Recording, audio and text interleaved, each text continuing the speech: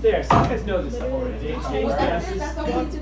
Well, that's a big part of it, yeah. I bet you already know what those little things are. What are those? Yeah, alveoli, right? Those are alveoli. That's where the gas exchange happens. Good. You guys are all over this.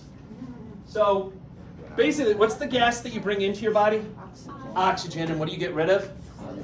Yeah, CO2. Why do you need so much damn oxygen? Everyone's always loving on oxygen. Why do you need oxygen? Everything's powered by oxygen. Can you be more specific? ATP. All right, if you want to make a lot of ATP, you need oxygen, and you also need mitochondria to do it. Okay, we're going to cover cellular respiration in the last chapter we do, which is chapter 25. But you probably, in another intro to bio class, you probably learned about glycolysis, the Krebs cycle, electron transport chain. If you want to make a lot of ATP, you need oxygen. Okay, and most body cells need a lot of ATP, so they need oxygen. Where does the carbon dioxide come from then? Is it like a factory, like in your left knee? There's a carbon dioxide factory in your left knee. It's just like a waste output of cellular respiration. That's right. And so, like the citric acid cycle, I think. That's right. So when you're going through glycolysis, when you're going through the citric acid cycle, when you're going through electron transport chain, you're breaking down glucose, and during that process, you're giving off CO2 as a waste product. So that's where that's coming from. Okay. Now, CO2 is interesting. When CO2 builds up in your blood, it actually acidifies your blood. We'll talk more about that later. So, by controlling how much CO2 is in your blood, your respiratory system can play an important role in adjusting the pH of your body fluids. What was the normal range for pH of your blood? 7.35 to 7.45. And if CO2 levels build up in your blood, you can start to dip below the 7.35 and become too acidic. Under that circumstance, probably what would happen is a signal would be sent to the respiratory center in your brain, and you would start to hyperventilate. You'd breathe faster to try to get rid of more CO2, which would then hopefully bring the pH back up into the normal range. On the other hand, if your pH is too high, above 7.45, and you're running kind of alkaline, then you're probably going to get a signal that's going to cause you to hypoventilate, where you don't breathe as much, and hopefully the buildup of the CO2 will bring the pH down back into the normal range. So we'll talk about the pH effect of the respiratory system when we do. There's a whole chapter we do on acid-base balance, but the respiratory system and the urinary system are the two main organ systems that adjust the pH of your body. All right, here's the big picture. It's a pretty big chapter, but we're going to get through the anatomy stuff today. We'll go through that. Then we will go through the physiology stuff, the overview, talk about ventilation and respiration. Anyone know what ventilation is in like layman's terms? It's just what? It's just moving the air in and out. It's basically just breathing. That's ventilation is the breathing part of it. Moving the air in, moving it out. Then what's the respiration part of it? That's the gas exchange. That's physically getting the oxygen to cross from the alveoli into your blood and getting the CO2 to cross from your blood into your alveoli. Okay? Today we'll cover ventilation, but we'll save all the rest of this stuff. So we're just gonna get this far. Now that said, that's gonna take me like 34 slides to get there, but I know, so it's not as good as it looks. It's kind of a bait and switch deal. So, all right, anatomy-wise, you may have heard of your upper respiratory tract and your lower respiratory tract. So your respiratory tract starts with your nose, okay? Unless you're one of those individuals that likes to breathe through their mouth, right? Anyone here a mouth breather who wants to admit it? No? No one does? The shame of it, you don't want to admit it? All right, fine. Anyway, it's better if you can breathe through your nose, right? Why is it better if you breathe through your nose? you get a better job? Oh, better job. No, so if you breathe through your nose, it cleanses the air better, right? It also humidifies it. It also warms it up. Whereas your mouth doesn't do those things, so it's better to breathe through your nose. Anyway, once you get to your voice box, that's where you switch. Your larynx is your voice box. Once you get to your larynx, that's where you switch, and you're now entering into the lower respiratory tract. Okay, that's the divider between the two. If you look at a medical chart sometime, depending on what the patient's problem is, you might see either this or this, what do you suppose those stand for? Upper respiratory tract infection, lower respiratory tract. Yeah, upper and lower respiratory tract. So an upper respiratory tract infection would be like a rhinitis, which is like affecting your nose, or a pharyngitis, which affects your pharynx. Lower respiratory tract would be like a laryngitis or a pneumonia even, which is affecting your lungs, anything that's in the lower part. So that's one way to organize it in your brain, structurally divide it like that. Another more functional way to divide it is into what are called the conducting zone and the respiratory zone. The conducting zone is just where air is moving, okay? It's the passageways that are bringing the air in and out of the system. And then the respiratory zone is where the actual gas exchange happens, where the oxygen crosses into your body and then the CO2 leaves your body.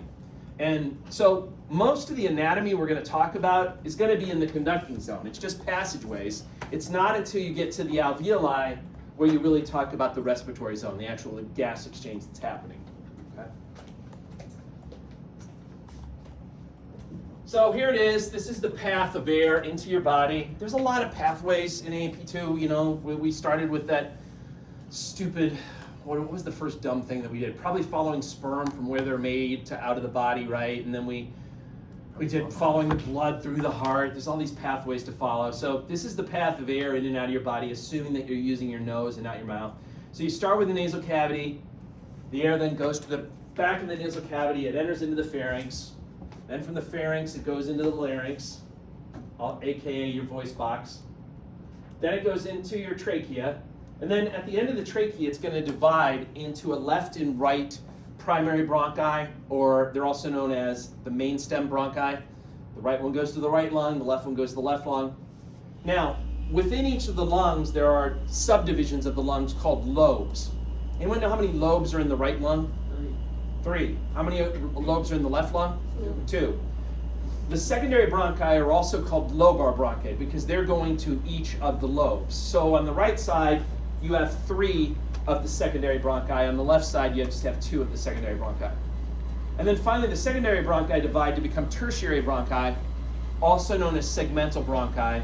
The lungs are divided into smaller areas than the lobes, referred to as segments. You don't have to memorize the segments. I don't memorize the segments. I think there's like 12 segments in each lung or something like that. But each one of these tertiary bronchi would go to one of the segments. After the segments, after the tertiary bronchi, you then get into smaller airways called bronchioles. And there's like 22 divisions of the bronchioles where they're just getting smaller and smaller and smaller until eventually you get out to the alveoli where the gas exchange happens, right? So looking at this diagram, basically everything from here on up is conducting zone, and only the alveoli is the respiratory zone. Why are there different numbers of lobes in the right and left lung? Is there like a specific reason? I don't know it, if there is. I mean, it's kind of like, why do we have any kind of asymmetry in our body, right? You know, why is the heart more to the left? I mean, the left lung, and I was about to get to this, is smaller than the right lung because there's an area kind of cut out. But still, it doesn't. I don't know why it couldn't still have 3 lobes and just be smaller. I don't really know.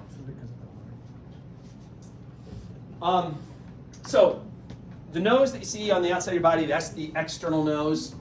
The nose that you don't see, the hollow part on the inside, that's the internal nose or the nasal cavity. The openings for your nose, those are your nostrils, or they also refer to them as the external nares. This is how you spell nares.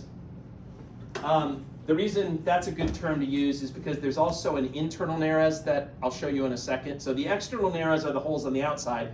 The internal nares is kind of an imaginary plane that divides the nasal cavity from the nasopharynx, which sits behind it. I'll show you that in a little bit. Now, if you look inside of the nasal cavity, it's not just hollow spaces on each side. Obviously, you have the septum in the middle, right, that divides the 2 sides. But even then, it's not just hollow space. Instead, there are these things that are protruding from the walls.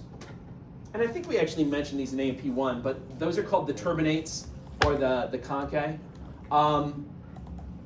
What is the word? Like in the real world, what's a turbine? It's something that spins, right? Like a windmill or something like that spins. These guys got their name not because they spin, but when you inhale, they kind of cause, the way they're shaped, they cause the air to kind of spin around. And what that does is it puts the air into contact with the mucous membranes and the cilia, et cetera, that are on the inside of your nose, and that helps to, cleanse the air. It helps to humidify it. It helps to warm it up, et cetera. The other name for them, the conchae, or I've heard it pronounced conchae. Anyone know where that name comes from? Shell, like a conch shell. It sort of has this spiral shape to it or whatever, so that's how it got the name, that conch.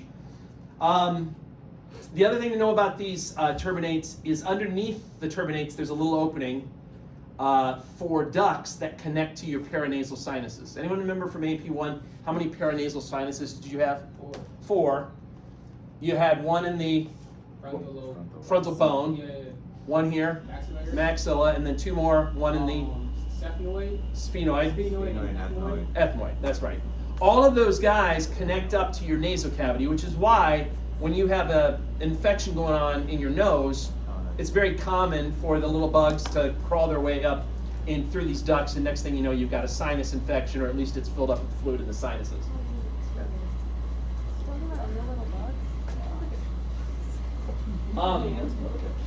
Pharynx, then the pharynx is your throat.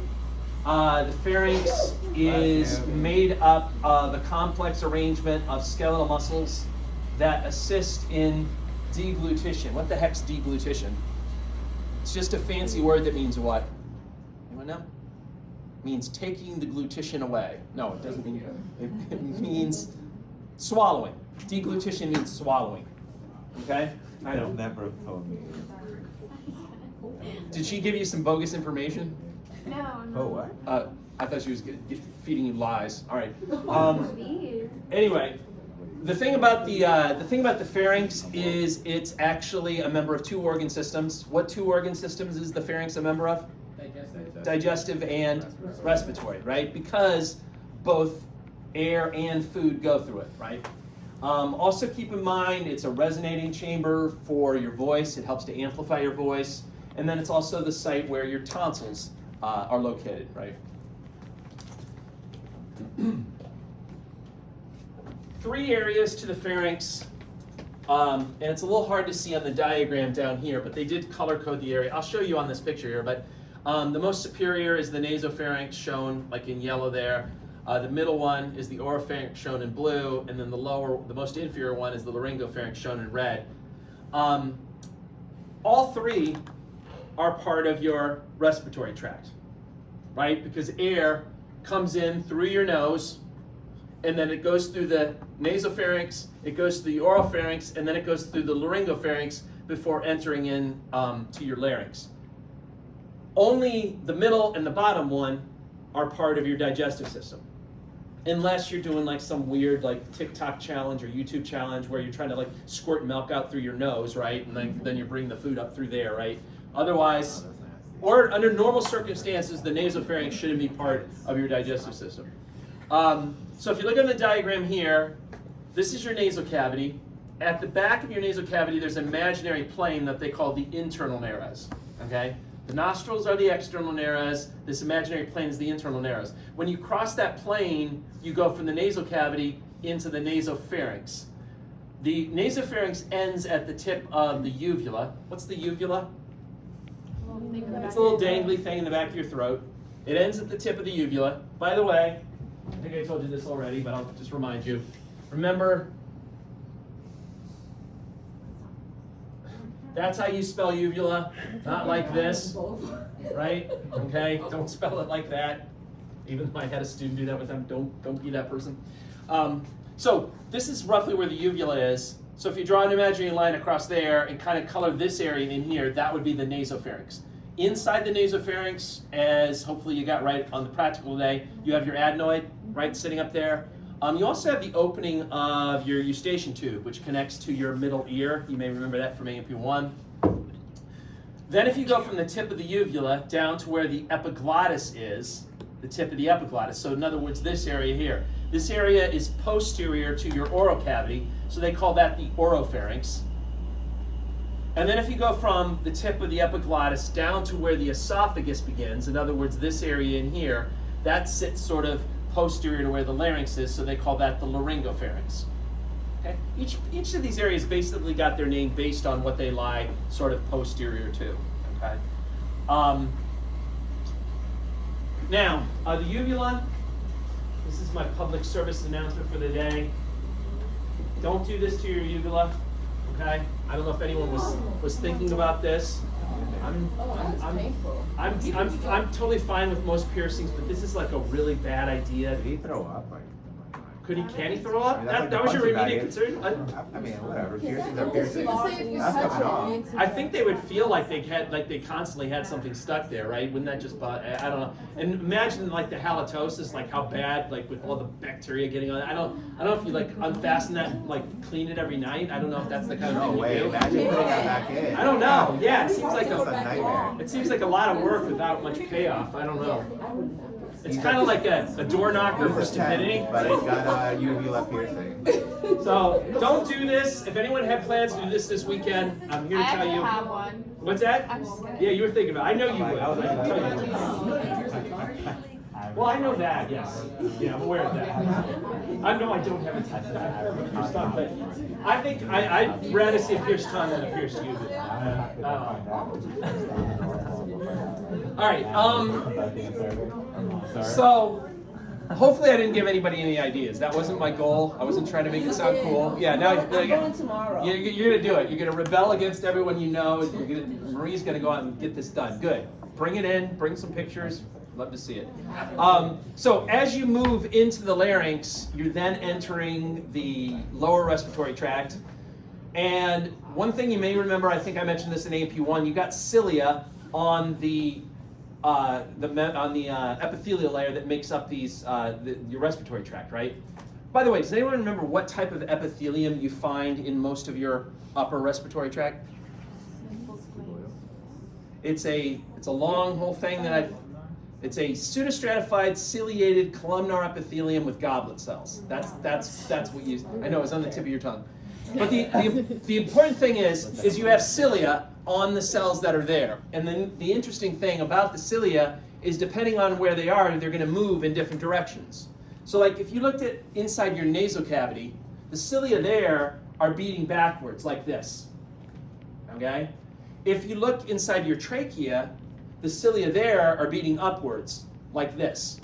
And what's the purpose of the cilia? Like what is it doing? Doesn't it like capture stuff? So the mucous membrane, which mucus is like this kind of gel-like material that's produced by the cells, that's going to catch the pollutants in the air that you breathe. So when you breathe in Fairfield County air, it's not the cleanest. It's not as bad as like LA, but it's not the cleanest, right?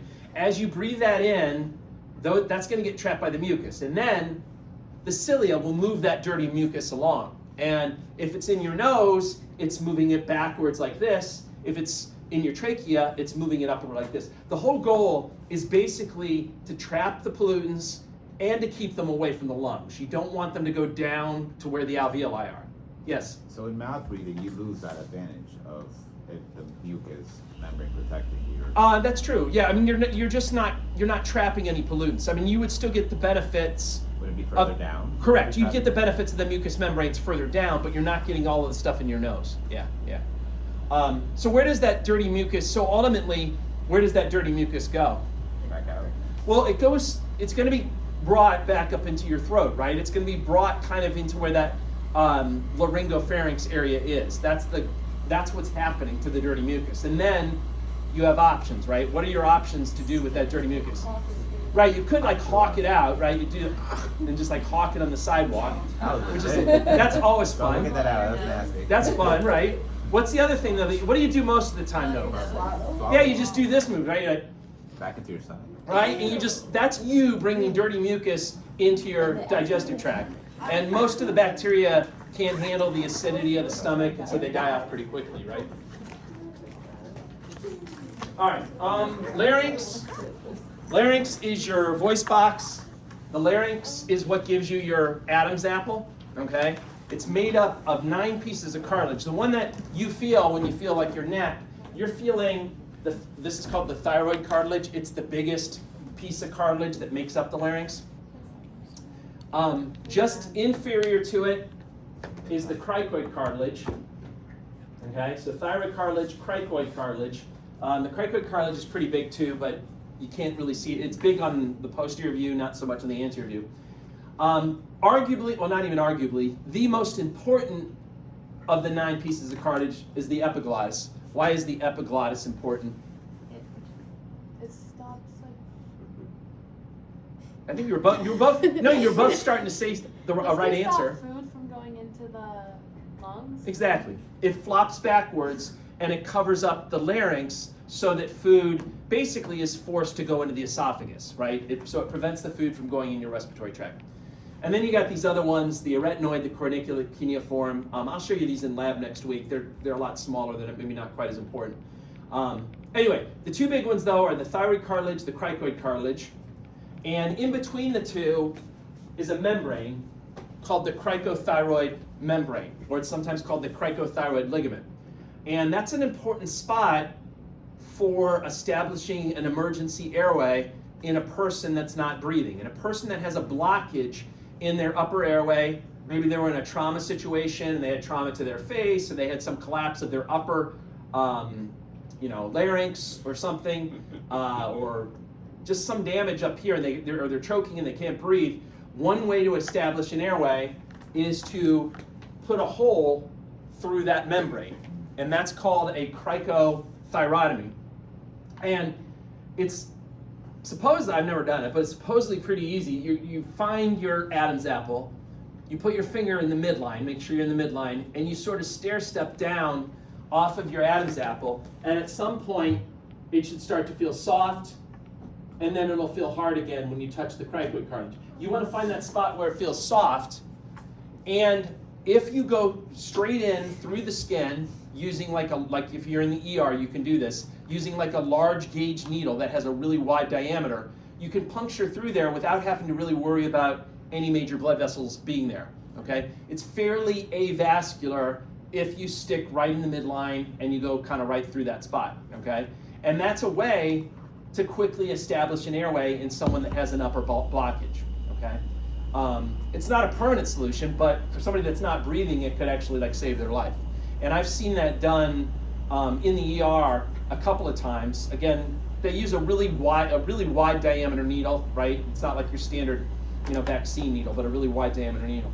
Now, what I haven't seen, and maybe you've heard of this before, is people out in the real world in like normal settings doing emergency cricothyrotomies on patients, just like at restaurants and things like that. Like you hear about some guy, oh, somebody was choking. Is there a doctor in the house? Yeah, give me a steak knife. And then like, they get this out, and then they're like, anybody have a ballpoint pen? And they're like, unscrews that, and they make a cut, and they put this ballpoint pen thing in there, and they're breathing, and they save their life. I've heard of that. I've never seen it happen out in the real world. Has anyone seen it happen in the real world? The person is choking. Correct. If the person's choking, A good doctor. well, if that doesn't work, yes, you could do that. But if that doesn't work, then there's talks about doing this. No one's ever seen it? All right. Well, so I put this together to give you great moments of cricothyroid history. But since I've never seen it in the real world, it's great moments in television cricothyrotomy history. I promise this will only take 30 seconds. So back in the 1970s on the TV show MASH, Father Mulcahy performed a cric on when the surgeons weren't around using a penknife and an eyedropper. Good for him. 1980s, Dr. Quinn, medicine woman, Sully the white man raised by Indians, who was her lover and companion, performs the procedure on one of Dr. Quinn's boys using a bird's feather, because I guess they're hollow on the inside. ER in the 1990s, Dr. Carrie Weaver did it in, I guess, the school cafeteria using a kitchen knife and a drinking straw. And then finally, in the 2000s on Grey's Anatomy, they do like cricothyrotomy like on every episode. They don't use any cool objects, but they call it a cric, which is super cool. So there is the television history. If any of you guys ever do this in real life, please send me a picture. I'd love to show it to like future classes. Right? I've never seen it outside of the ER setting. Anyway, here's a picture showing you the epiglottis. And this is just to get your bearings, this is looking down from above. Anterior would be here, posterior would be back here. So when you swallow, the epiglottis will flop backwards and it'll cover this opening into the larynx. And then that basically will force the food to go into the esophagus. Okay. Now, what does the prefix epi mean? Anyone remember from? It means kind of like to cover or on top of something, just like the epidermis covered or was on top of the dermis. The epiglottis got its name because the opening itself is referred to as the glottis, and so the epiglottis is like covering that opening over. Okay. Obviously, the other thing the larynx is famous for are your vocal cords. You have two sets of vocal cords. You have what are called the true vocal cords, and they're called that because they actually are the ones that are involved in speech. And then you've got some folds that are kind of sit above it that sort of look like vocal cords, but they're not involved in speech, and they call those the false vocal cords. This is a view that you might see if you did a laryngoscopy on someone. A laryngoscopy is when you put a long, thin tube with a camera on the end in. You can go in through their nose, you can go in through their mouth, and then you put the tip of the camera down right above where the larynx is, and you can get a view like that. You know, they have all kinds of scopes for different things that go in various holes in your body, and the farther they have to go, the longer that camera is going to be, right? So like if you do a colonoscopy, right? That thing's like an anaconda, right? It's super long, okay? This thing here, they don't really have to go all that far. That's more like a garter snake, okay? It's a little bit shorter. There used to be, it might still be on there, but there used to be a cool video. They usually video these things. There was a cool video of Steven Tyler from Aerosmith, the lead singer, undergoing a laryngoscopy to evaluate his vocal cords. And they were like shot to hell because you know how he sings and right, but they're like little nodules and things on his vocal cords and things like that. I don't know if it's still up there or not, but it's kind of an interesting video. Can I look it up? Let's see here if it's on here. Sure. Yes, I'm gonna do it. Whoops. All right, here it is. YouTube. Here it is. Yeah. Steven Tyler laryngoscopy. Here we go. I'll try to fast forward to the, let's see, this, oh, that one's in some foreign language. Hold on. Fry screen. Okay, let me try this one. I may have to go ahead a little bit here. Sure. Sorry, the volume's not on. Wait, hold on. I'll figure this out.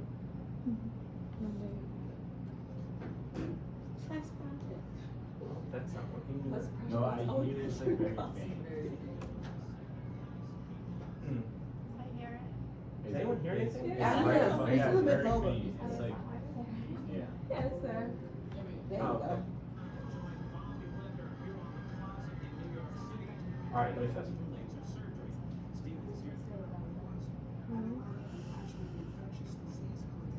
Oh, it's so loud. Looks crazy. Oh wait, hold on.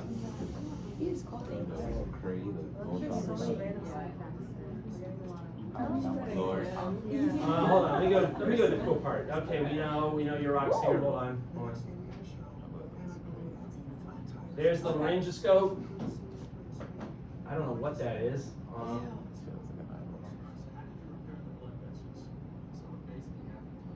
Oh, I guess he had some blood vessels that. Come on, show us the larynx. Oh wait, maybe. Oh, see the nodules? Right, he's got like that shouldn't be there. So it's because of the way he sings? Yeah. Oh, there's his vocal cords. You can see them opening and closing. I hope everyone's eating already. No one. Is everyone eating today? All right. Sorry about that. What we got? This is like. That's Well, so cool. it looks like a lot of different things. I'm not going to comment. I know, I'm not professor. Are we looking at laryngoscopy still? So sorry. All right, that's it. I'm not going to show you any more laryngoscopy videos. Okay. You weirdos. All right. You weirdos. Moving right along. The trachea. The trachea is also known as your windpipe. The trachea is made up of cartilage rings to basically keep it open, right?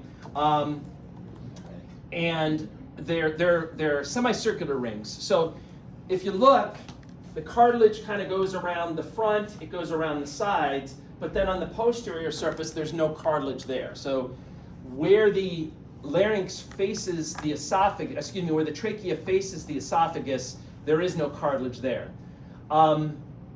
I'm not exactly sure why we're designed like that. I mean, I guess it's because it's not a complete circle, I guess it does allow the trachea to maybe dilate a little bit, but still there's not really that much smooth muscle there that would allow dilation, so I'm not really sure why it's there. One thing it does do clinically though, without having the cartilage there, it means that things that are in the esophagus can encroach on the lumen of the trachea.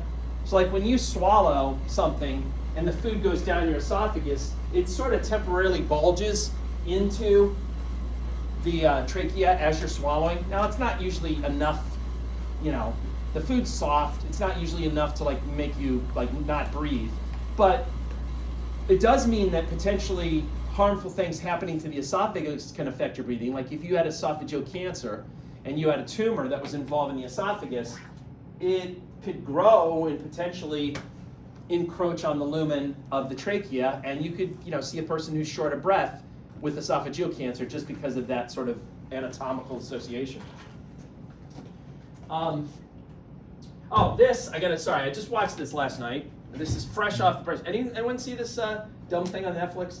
No. All right, it's about this Italian surgeon guy, and well, first of all, he's a total he's a total dog. He's got several wives everywhere. They don't know each other. He travels around. He's a total player, right? But anyway, what the reason why I'm showing you this now is because he's also a really bad guy, medically speaking. He made these artificial tracheas out of plastic, and he was implanting them in patients with various diseases to replace their trachea problem that they had.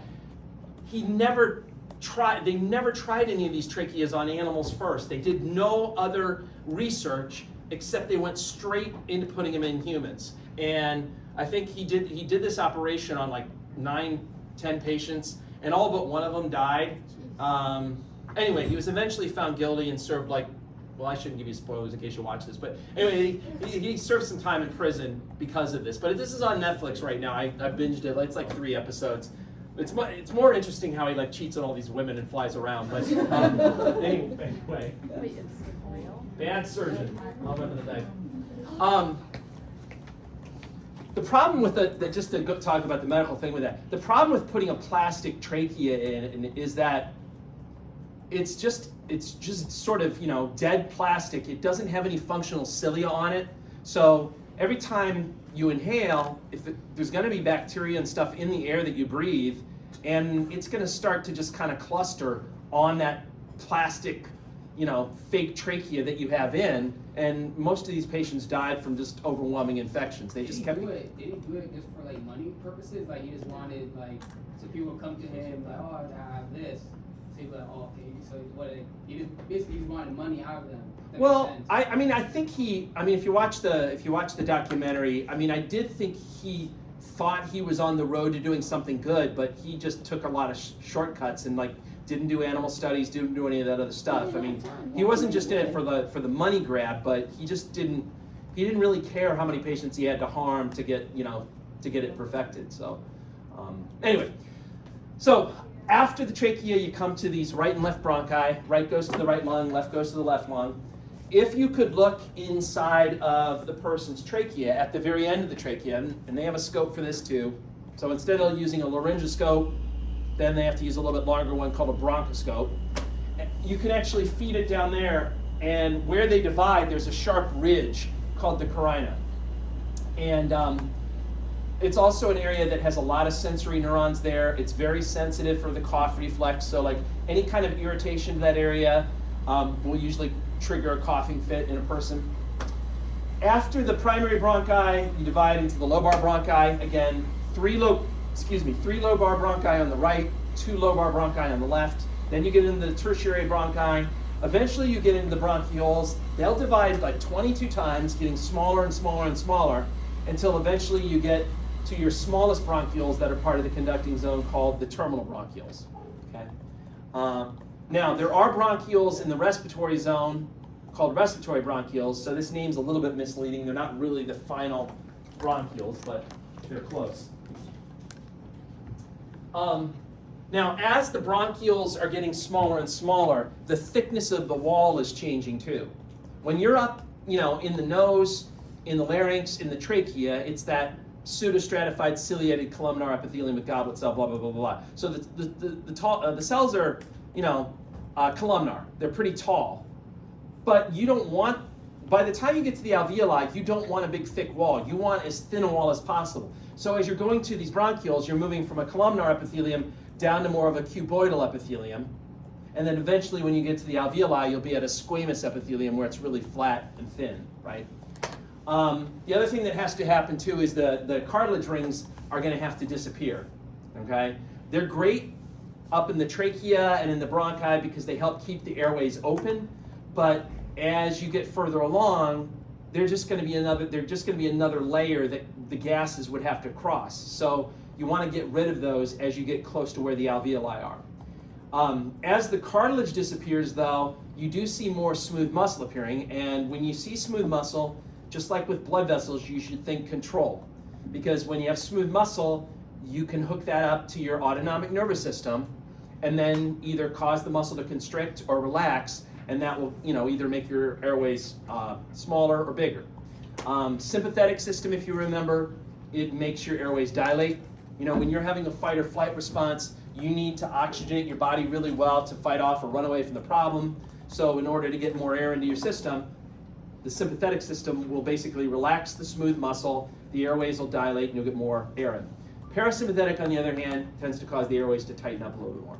And for those of you that have asthma, the rescue inhalers that they give you, like albuterol, etc., those are basically derived from like epinephrine and other sympathetic neurotransmitters, and they basically are mimicking a sympathetic response and giving you like a blast of airway dilation when you're having an asthma attack.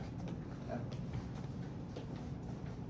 Sorry, I gotta check this. Something's going nuts here. I apologize.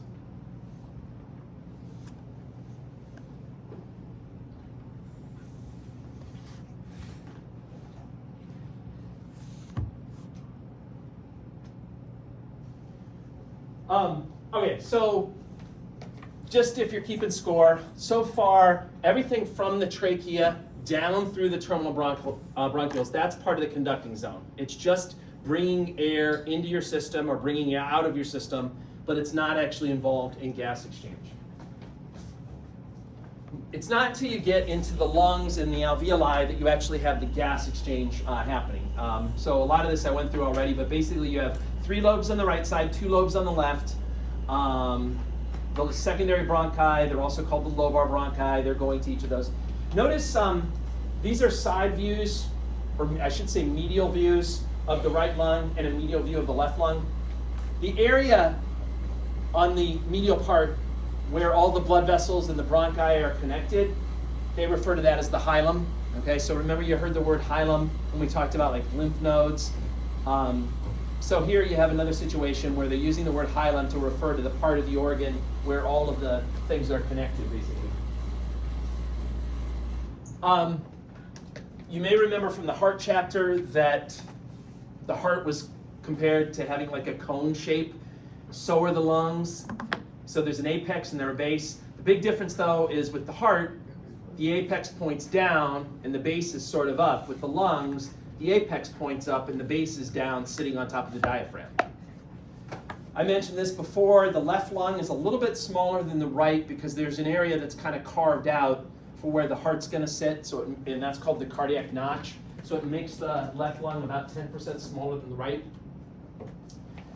Lungs obviously are separated from each other by that area in the middle of your chest called the mediastinum. The lungs sit within a serous membrane called the pleura, and it's the same design as the pericardium was. There's going to be 2 layers to it.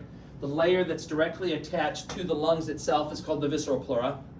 Then there's going to be a space, and then the layer that's attached to the walls of the thoracic cavity is called the parietal pleura. What was the purpose of the pericardium? Or what's the purpose of any serous membrane? Protection. Protection, but also to reduce friction, to create nice, smooth, slippery surfaces. The visceral layer and the parietal layer, when they rub against each other, they're very smooth. There's a little bit of fluid there that acts like a lubricant. With the heart, it was so that the heart could move easily. In this case, it's so that the lungs can inflate and deflate easily. Now, The cavity that's in between them is really important. The pleural cavity is really important. It's a closed space, and it needs to be a closed. And by closed space, I mean it's a space that's not open to the outside world. Okay, and it's really important that it stays a closed space so that you can breathe properly. All right. When you inhale, what happens to the size of your chest when you inhale? Does it get bigger or smaller? Bigger. It gets bigger. So when you inhale, you're using muscles to basically increase the size of your thoracic cavity. Now, as your ribs and things, as they move outward, are your lungs physically attached to your ribs? No, your lungs are not physically attached to your ribs. However, so long as this is a closed space, the lungs will basically follow the direction that the ribs do. Okay? So that's why this is important, that this is a closed space. It has like sort of a suction effect so that where the ribs go, the lungs will follow. And that's referred to as mechanical coupling. Now, it is possible with certain problems to lose that mechanical coupling. If you have air from the outside world coming into that pleural cavity, you can lose that coupling. And with that introduction, let me show you this chest x-ray.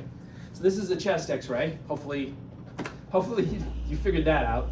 I'll tell you a few things about the chest x-ray. So this is the outline of the heart. You probably figured that out already. And then you got the two lung fields, right? We're going to go by the patient's side. So this is the patient's right lung field. This is the patient's left lung field. Anyone see any problems, anything that looks abnormal with this chest x-ray? The right lung is collapsed. Yep, you're absolutely right. The right lung is collapsed. Okay?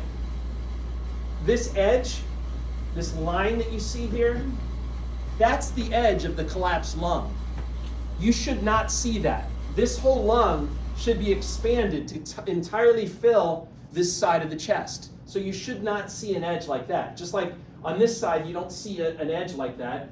You actually see some kind of haziness out here. The reason why you see haziness is because of the cartilage that's in the walls of the bronchioles. It kind of gives that hazy appearance. That's totally normal. You should see that. Here, you don't see any of that haziness. You see a sharp line here, and that's the edge of the collapsed lung. So this person has a collapsed lung. The reason why they have a collapsed lung is because they've lost that mechanical coupling. They have introduced air into the pleural cavity, and that caused the lung on that side to collapse. And what's that? Anyone know what the name of that problem is when air is in the pleural cavity? That's a pneumothorax. So this person has a pneumothorax on the right side.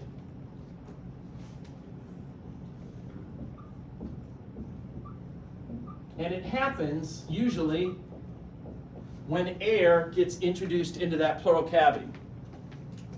How might you introduce air into the pleural cavity? Well, what usually happens is you somehow damage the wall of the lung. And if you poke a hole in the wall of the lung, what'll happen is when you inhale the air and it goes into your lung, it'll be able to go out through that hole that you have and then start filling up the pleural cavity, and that will cause the lungs to collapse. Okay?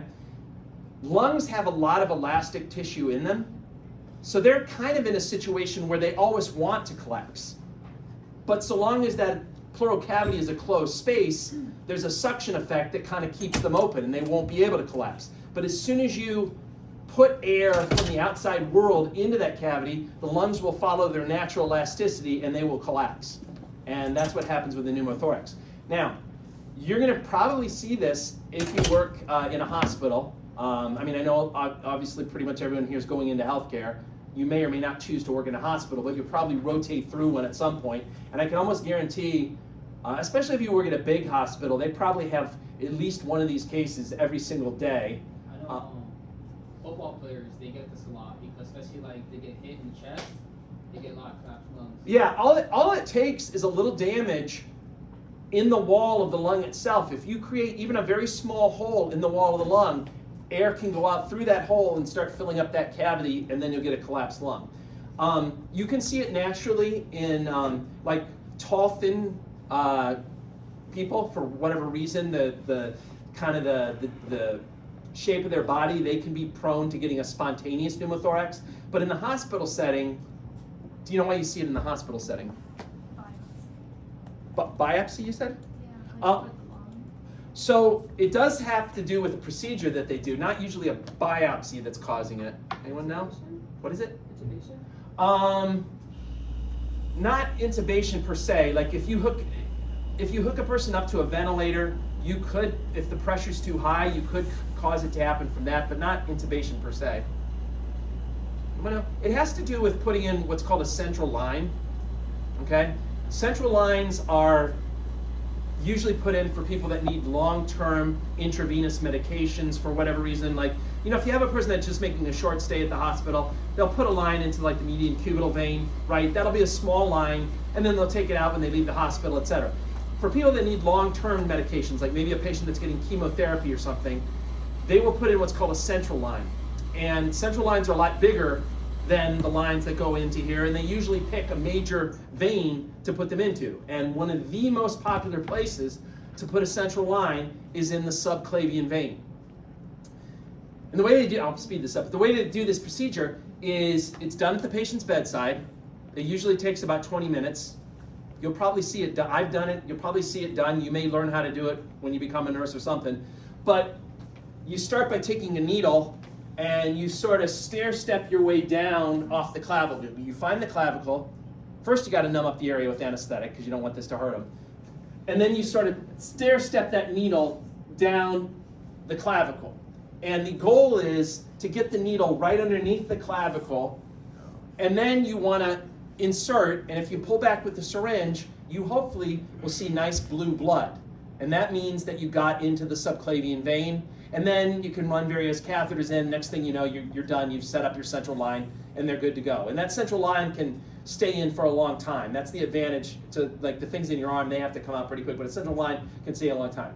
The problem is, sometimes when people put these central lines in, that needle misses the subclavian vein, and it hits the apex of the lung.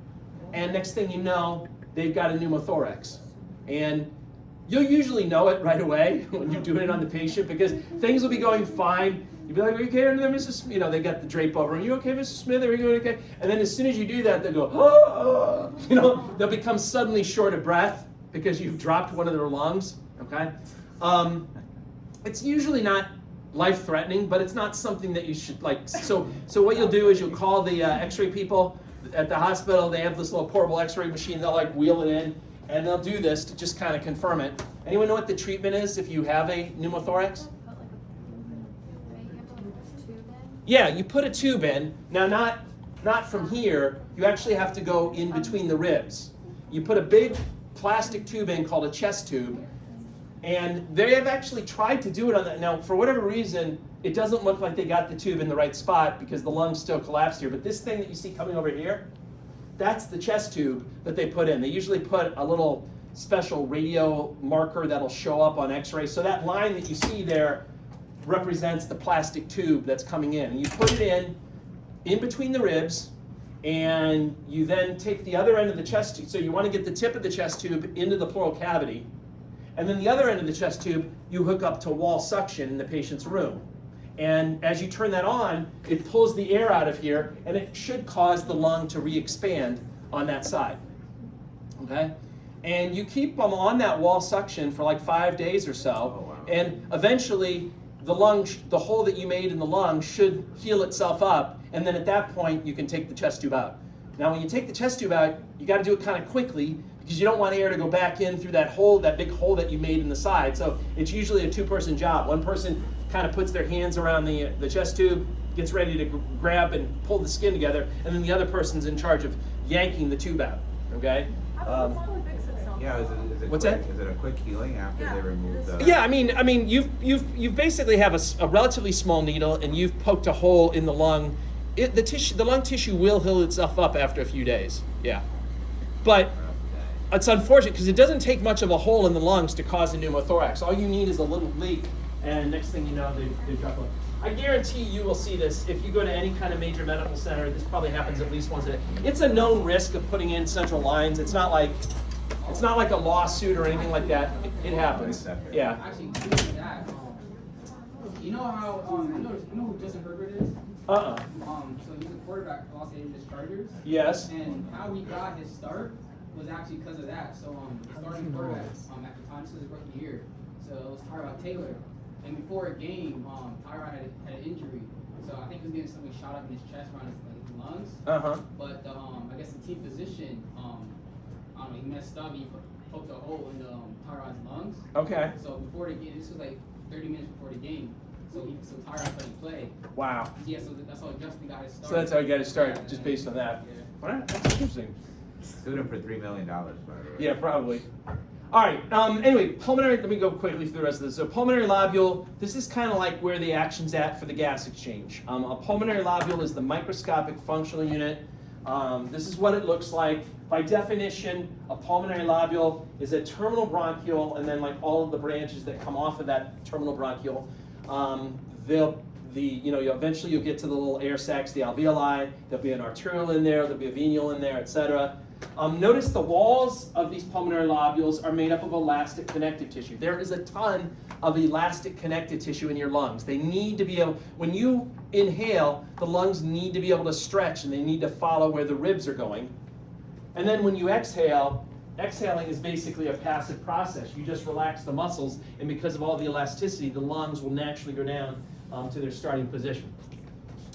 The alveoli are where the gas exchange happens. You start to see some alveoli inside of the bronchioles called respiratory bronchioles, but they're really not functional at that point. It's not until you get down to like the final alveoli where you actually get the gas exchange happening. By the time you get to the alveoli, the epithelium should have changed to a simple squamous epithelium, which, what does simple mean?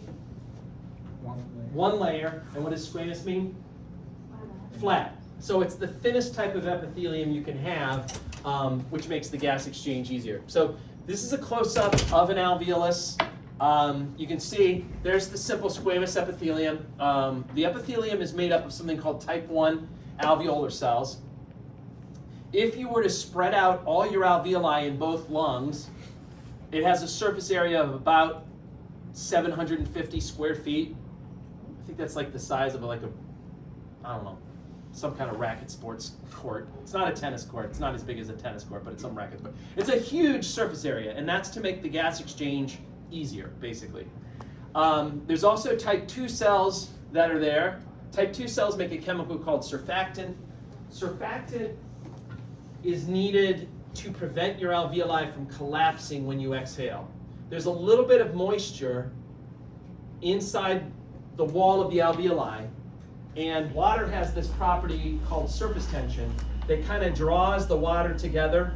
It's what causes water to form droplets, and inside your alveoli, the moisture there will tend to cause the alveoli to collapse every time you exhale. And that's a problem because then if they did all collapse, when you try to inhale again, it would require a lot of work to pop them all open. So to prevent them from fully collapsing, these guys release a chemical called surfactant that basically stops that from happening. Now, this is an issue for some individuals. Some individuals have a problem where they don't make enough surfactant. Anyone know the individuals I'm speaking of? Newborns, premature babies. Not a full-term baby, but like a premature baby usually doesn't make enough surfactant. So every time they exhale, their little alveoli all collapse, and then when they try to inhale again, it requires so much work to pop them open. So when you have a preemie, they'll usually be admitted to the neonatal intensive care unit and put on a ventilator because they just don't have enough strength on their own and they're not making the surfactant yet. They'll also usually in the meantime be given like synthetic forms of surfactant until their own lungs start naturally making the surfactant. Then they can wean them off the ventilator and get them out of the NICU. Another type of cell in here, this, I don't know why it's colored green, but anyway, it's an alveolar macrophage. These are like the macrophages that you guys learned about everywhere else in the body. They're great at phagocytosis. These guys are here as a safety mechanism for anything that doesn't get caught by the mucus and the cilia up higher, all right? Hopefully, all the big bad stuff will be trapped by the mucus, and then the cilia will move that dirty mucus, and it won't even get this far. But if something does get as far as the alveoli, like a bacteria or virus, you've got these guys kind of on the lookout for it, and they can try to phagocytize it. Notice this little thing that they've circled here. They call this the respiratory membrane. The respiratory membrane is what the gases have to cross when you do gas exchange. So inside the alveolus, you'd have oxygen, and it's going to be moving from the alveolus into the capillary. And at the same time, you'll have carbon dioxide in the capillary that'll be moving into the alveolus. And the important thing to know about the respiratory membrane is that it's really thin. You've got a simple squamous epithelium that makes up the alveolus. And as you recall, you'll also have a simple squamous epithelium that makes up the capillary. And so you've basically got the two thinnest epitheliums possible to make it easy for the gas exchange to happen. Okay. I talked to you guys about edema. Edema is when fluid builds up in your body. You can get edema in your feet. You can get edema pretty much anywhere in your body, but you can actually get, in patients that have heart failure, you can sometimes get what's called pulmonary edema, and that's when fluid builds up in their lungs. And this green area here can fill up with fluid, and as it does, this respiratory membrane suddenly becomes a lot wider. And so a key symptom of pulmonary edema is shortness of breath, because now they have a farther distance that the gases have to cross, simply because, of the fluid that's building up. Blood supply to the lungs, you already know about the pulmonary arteries. What color are the pulmonary arteries? Blue. Okay, they're coming from the right side of the heart. They're bringing the deoxygenated blood up to pick up oxygen. So you already learned about the pulmonary arteries. What you didn't know about, which I didn't tell you about, are the bronchial arteries. The bronchial arteries are providing fresh oxygenated blood to basically keep like the thick walls of the bronchi and the bronchioles alive. The reason I didn't tell you about the bronchial arteries is because honestly, the models that we have in class don't even show them. They are branches that come off of the thoracic aorta. And on all our, if you remember the thoracic aorta, it kind of is behind everything else. It sits behind your heart, it sits behind your lungs. So I really couldn't even point it out to them on this model, so we just didn't really discuss it much. Speaking of blood vessels, there's a phenomenon called ventilation perfusion coupling. And this ventilation is a fancy word that means airflow, or breathing, if you will. And then perfusion is a fancy word that means blood flow. And basically, ventilation perfusion coupling, just the purpose of it is to try to only send blood to alveoli that are getting good airflow. Okay? Don't waste blood on alveoli that aren't participating in gas exchange. It's better to send the blood to areas that are better ventilated, that are getting good airflow. So the way it looks is kind of like this. I'm going to draw basically two alveoli, and then you got this blood vessel that's coming up, and it's branching. One branch is going that way, the other branch is going this way. The blood itself is going in this direction. All right? Now, if both of those alveoli are open and they're getting good airflow, then you'd want to obviously send blood to both of them. So that's kind of what it's going to look like, and blood would go to both of them, right? But let's suppose something happened. Maybe some mucus blocked off this alveoli. Maybe for whatever reason, this little alveoli collapsed. So it wasn't getting good airflow. In that circumstance, what would happen, and you probably can guess this, is this blood vessel here would vasoconstrict like this, so that less blood goes by that guy and more of it gets sent to the alveoli that are still getting good airflow. Okay?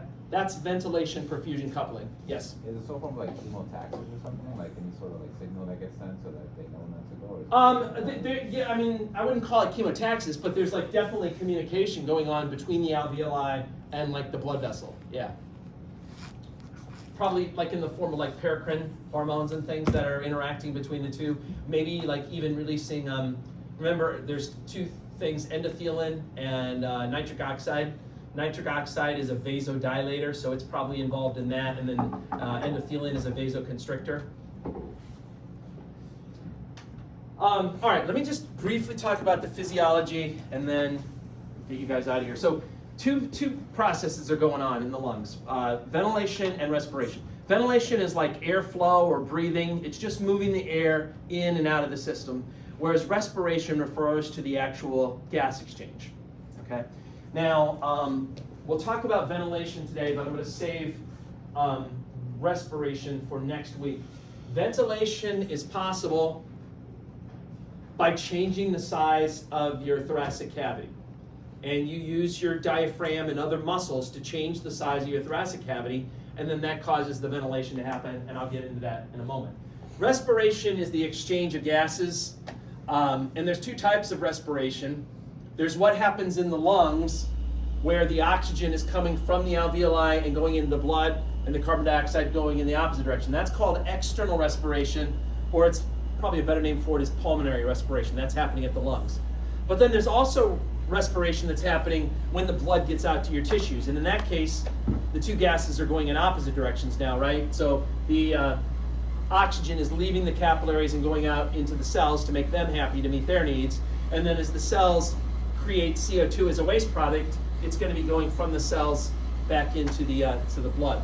That's called internal respiration or tissue respiration or systemic respiration. So put this topic on hold. We'll talk about it next week. For now, let me just talk about the ventilation. So ventilation is possible because some guy said it was. And that guy is named Boyle. I think that's got to be his last name. It can't be his first name. Boyle's law. There are three laws that you're going to learn about in this chapter. There's Boyle's law, there's Dalton's law, and there's Henry's law. You'll learn about Dalton's and Henry's law next week. Don't worry about them now. But Boyle's law basically says that when you have some gas or some fluid, the amount of pressure that's on that gas or fluid varies inversely with the size of the container that you're trying to put that gas or fluid in.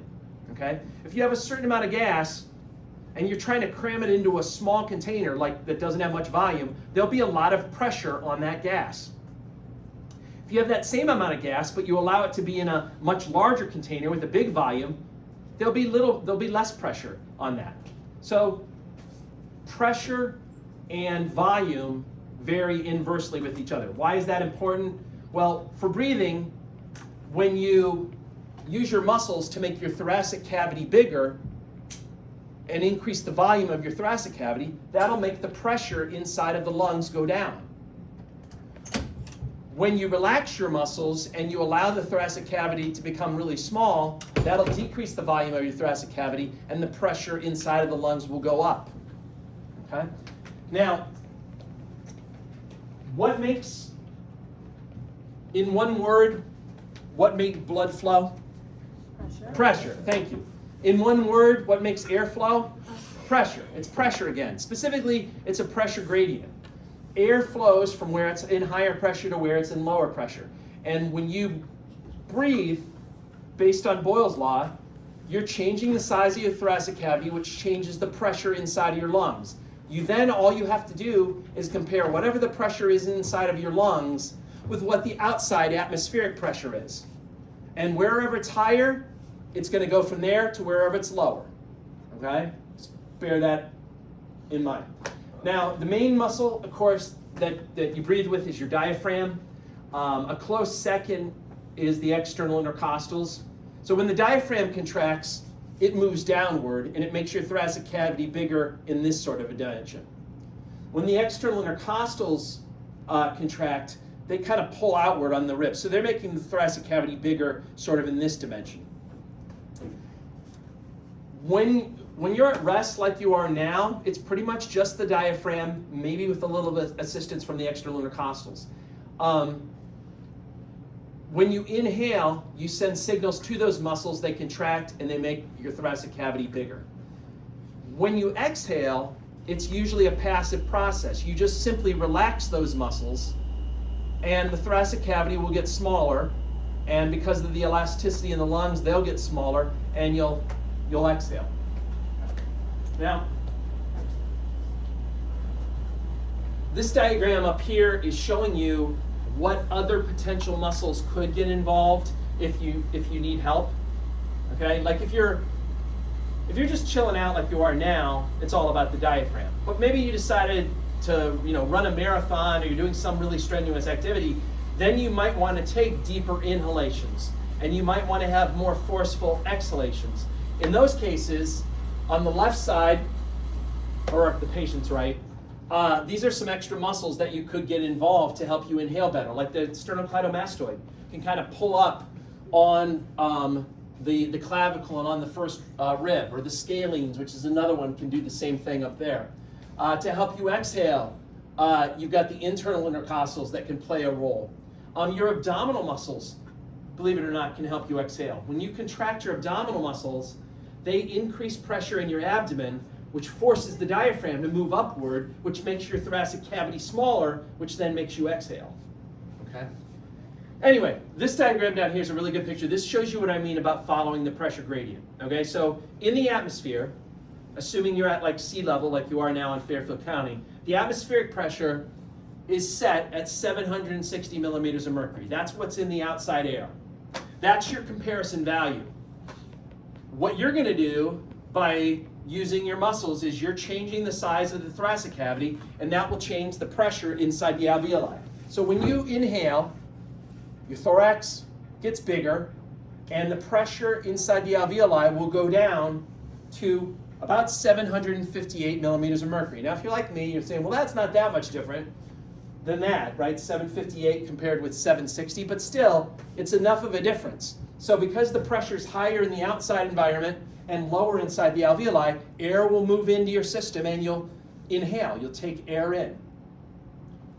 When you relax all those muscles, the thoracic cavity will get smaller, which will increase pressure inside the alveoli, and it'll actually go up to 762. 762 is greater than 760, so in that case, the air will move out of your lungs and into the outside environment. So just by using your muscles to change the volume of your thorax, that will change the pressure, and then you simply compare that to the atmospheric pressure of 760, and that will tell you which way the air will move. So pressure is what makes air flow, but there are some other factors to consider. Surface tension, I mentioned that before. Surface tension is due to the moisture that's inside of the alveoli that kind of tends to cause the alveoli to collapse every time you exhale. But so long as you have enough of that surfactant being made, it will prevent the alveoli from collapsing completely, so that when you take your next inhalation, you won't have to work so hard to make it happen. Another factor that influences breathing is lung compliance. Lung compliance basically refers to how stretchy the lungs are. If you're normal and healthy, you should have really elastic lungs, and you should have a very high lung compliance. It means that they will stretch. When you inhale, the lungs will stretch very easily, and you'll be able to take a nice deep breath. If you smoke, or if you have other diseases going on, you can damage those elastic fibers, and they get replaced with collagen fibers. Does collagen stretch? No. No, collagen doesn't stretch, and next thing you know, you have what's called a restrictive lung disease, where you just simply can't take deep breaths because you can't stretch your lungs when you inhale. So that would be like having a really bad lung compliance, or really poor lung compliance. And then lastly, and you might have guessed this if you thought about like how blood vessels work, the other thing that influences airflow is the diameter of the airways. Just like the diameter of blood vessels determines blood flow, the diameter of airways determines airflow. And as you dilate your airways, you'll get increased airflow because there's less resistance. As you constrict your airways, you'll get reduced airflow because there's greater resistance.